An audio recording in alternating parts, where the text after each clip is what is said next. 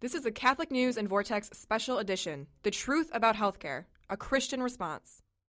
Hello everyone, I'm Michael Voris. This week we're going to be exploring relevant details on what has happened with regard to the healthcare bill. And in case you're wondering, the reason this week the set is in black is in anticipation of the extra 300,000 babies that are going to die through abortion because of this healthcare bill.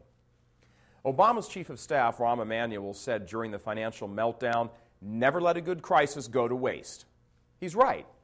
Now, what should be blindingly clear to any Catholic worth his weight in holy water these days is the church is in a crisis and we need to act. And by we, I mean us, the laity. See, shortly after Vatican II, the teaching and passing on of the faith essentially came to an end in America. Leaders, both clergy and laity, many of them, started pushing a twisted theology that has resulted in the deformation of tens of millions of Catholics instead of proper formation. And sadly, there are very few signs that this is going to change anytime in the near future. Spiritual formation and intellectual training in the traditions of the faith are very rare these days. Oh, to be certain, they exist, but they're rare. It used to be that clergy and religious did this training. By and large, today's efforts are hit and miss at best. The clergy is shrinking, and the many that remain are, to put it charitably, unfaithful. The religious orders have undergone a sea change of their own, so much so that the Vatican is having to investigate them. So, the time of the laity has arrived. It actually arrived about 20 or 30 years ago, and we all just missed the boat. But now, we have another chance. Many people have emailed or phoned us during the past couple of months and asked, what can we do? The laity, what can we do?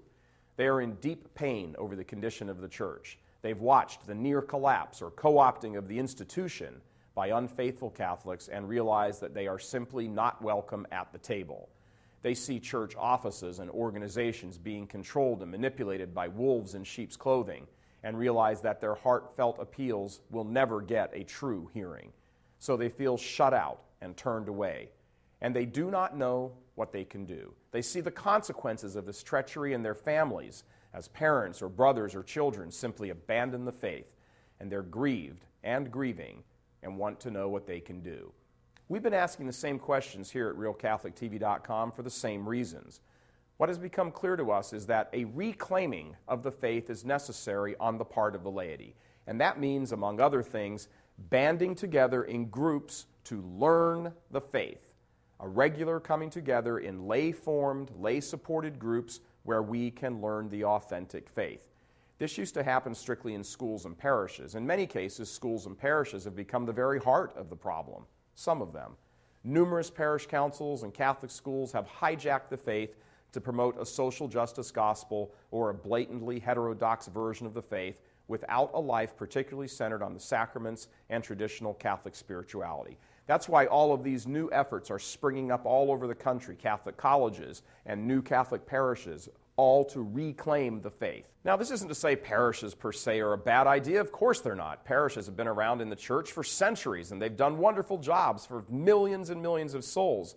But of late, it's just that many of them have become co-opted, and they've become, to various degrees, part of the problem.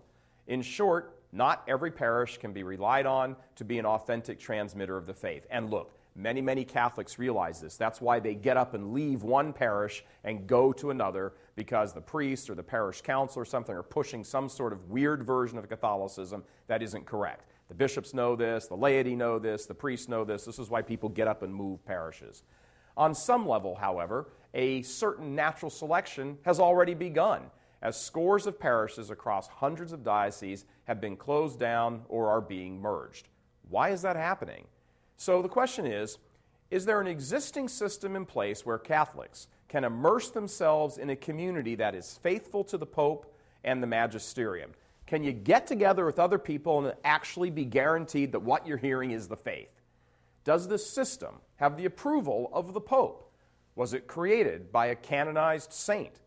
Is it worldwide? In short, is there a global organization founded by a saint specifically for the laity with a special emphasis on the conversion and education of the laity to advance the kingdom of heaven in these specifically challenging times? which has papal approval and is 100% foursquare faithful to the Pope and the Magisterium?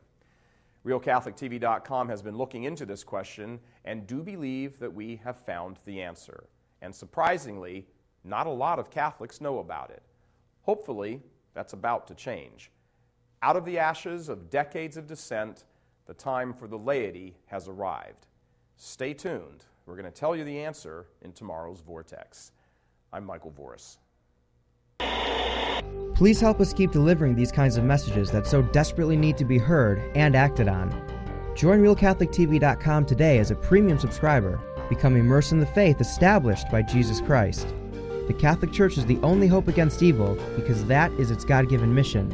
As our Lord said, apart from me, you can do nothing. Join RealCatholicTV.com today as a premium subscriber and come to learn and love Christ more deeply.